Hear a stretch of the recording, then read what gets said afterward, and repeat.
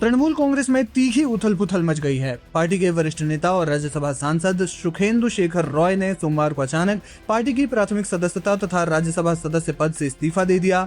इस अप्रत्याशित कदम ने पश्चिम बंगाल की राजनीति को नया मोड़ दे दिया है। इस्तीफे के तुरंत बाद दिल्ली में टीएमसी के करीब 14 बागी लोकसभा सांसदों ने मुख्यमंत्री शुभेंदु अधिकारी से मुलाकात की।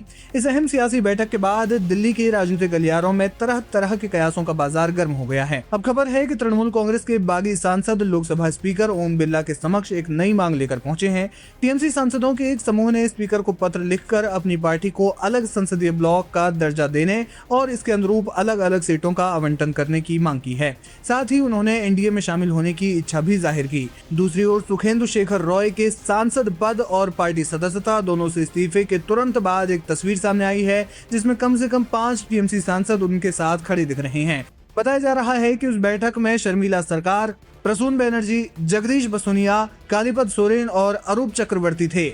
यहाँ आपको बता दें कि सुखेंदु शेखर रॉय पिछले एक दशक से ज्यादा समय से राज्यसभा में टीएमसी के प्रमुख चेहरे रहे हैं। इस मामले पर टीएमसी सांसद महुआ मोइत्रा ने तल्ख रुख अपनाते हुए कहा कि 2024 में सांसदों ने टीएमसी के टिकट पर जीत दर्ज की। एनडीए को जनादेश नहीं मिला था। पीले रंग से सने पैंट पहने सभी लालची स्वार्थी गद्दार अब बीजेपी में शामिल हो जाएं, अपनी सीटें छोड़ दें और बीजेपी के टिकट पर चुनाव लड़ें। देखते हैं आप कितने बड़े हीरो साबित होते हैं। उन्होंने पूर्व भारतीय क्रिकेटर और बहरामपुर से सांसद यूसुफ पठान को टैग करते हुए पूछा कि आप अमित शाह के बुलावे पर दिल्ली जा रहे हैं, थोड़ी हिम्मत रखो, आपने भारत के लिए खेला है, हमारे जिले ने आपको भारी बहुमत से जिताया है, थोड़ी शर्म और थोड़ा साहस रखें।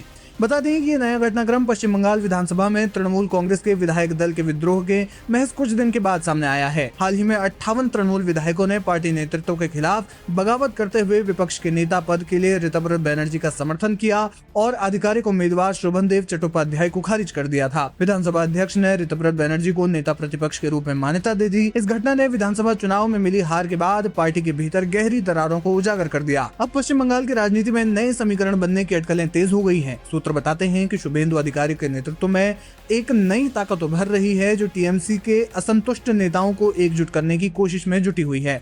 अगर ये 14 सांसद औपचारिक रूप से बगावत कर देते हैं तो लोकसभा में टीएमसी की ताकत भारी कमजोर हो जाएगी।